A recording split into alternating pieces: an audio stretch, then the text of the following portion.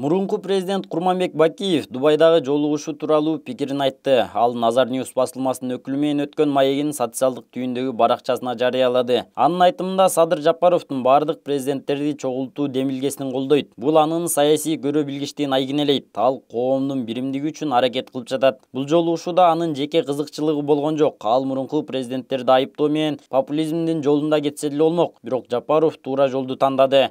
Бул анын адамгерчилик жагынан дагы саясат жагынан да өскөнүн көрсөтүп жатат, деди Курманбек Бакиев. Курманбек Бакиевдин айтымында жолугушуу жалпысынан тынч абалда өткөн. Мындай форматтагы жолугушуу мен үчүн эле эмес, баары үчүн күтүүсүз болду. Бул катышуучулардын биринчи реакциясынан эле билинди, деди Бакиев. Ал эми Алмазбек Атамбаевдин билдирүүсүнө комментарий айткан жок. Комментарийди өзүнүн катчысы берсин. Бардык катышуучулар биз аягына чейин отурганыбызды, ичип жегенибизди айтышты.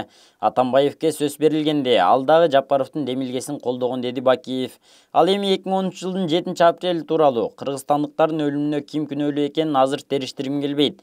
Бирок менин күнөөм жок. Мен бул маселе боюнча сот отурумдарына жана тергөөгө катышууга даяр экенимди бир нече жолу айткам, деди. 18 февралда жолугушууга Кыргызстандын мурунку президенттери Аскар Акаев, Курманбек Бакиев, Роза Отунбаева, Алмазбек Атамбаев, Сооронбай Жээнбеков жана Садыр Жапаров катышканы белгилүү болгон. Алардын ичинен Роза Отунбаева гана маалымат берилек. Президенттин демилгеси менен мугалимдерге кыргыз эл баатыры наамы берилет. Бул тууралуу билим берүү жана илим министринин милдетин аткаруучу Каныбек Иманалиев министрлер кабинетинин төрагасы Акылбек Жапаровдун катышуусунда өткөн жыйында билдирди. Министрдин милдетин аткаруучу жыйындын жүрүшүндө билим берүүдөгү приоритеттүү багыттарды атады. Алар президенттин демилгеси менен 2 мугалимге кыргыз эл баатыры наамы берилет. Жылдын мыкты мугалими сынагын жеңүүчүсүнө квартира, 5 негизги предмет боюнча жеңүүчү болгон. Жылдын мыкты мугалимдерине 1 миллион сомдон берилет. Жеңүүчү аталган 5 мугалим жыл бою Кыргызстанды кыдырып көрсөтмө сабактарды өтөт.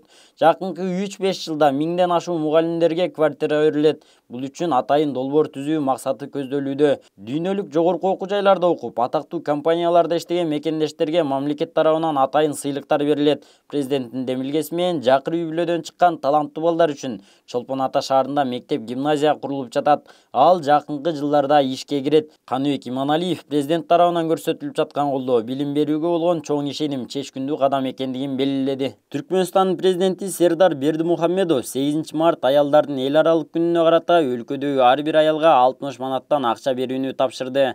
60 манат өлчөмүндө акчалай белек аялдарга 1-6 март аралыгында салтанаттуу түрдө тапшырылат. 60 манат өлкөнүн расмий курсу боюнча 17, Көмүскө базарда курс боюнча 3 АКШ долларын түзөт. Президенттин атынан акчалай белекти мекеме ишканаларда, уюмдарда иштеген кыз-келиндер, пенсия жана жөлөк пул алгандар, аспирантурада, докторантурада жана клиникалык ординатурада окугандар, студенттер, окуучулар жана бала бакчалардын тарбиячылары алат. Былтыркы жылдын тажрыйбасын эске алганда белек үй кожойкелерине, мектепте окубаган, бала бакчага барбаган кыздарга жана жеке ишканаларда иштеген кыз-келиндерге берилбейт. Түркмөнстанда президенттин атынан кыз-келиндерге акчалай белек берүү аземи жыл сайын мамлекеттик телеканалдар аркылуу көрсөтүлөт. Түркмөнстанда акчалай белек берүү салты өлкөнүн биринчи президенти Сапармурат Ниязовдун тушунда башталган. Бирок ал кезде аялдардын майрамы марттын аягында, Нооруз майрамынын туштай жылдырылган. 8 март майрамын белгилөө 2008 жылы Гурбангулы Бердимухамедовдун бийлиги учурунда калыбына келтирилген.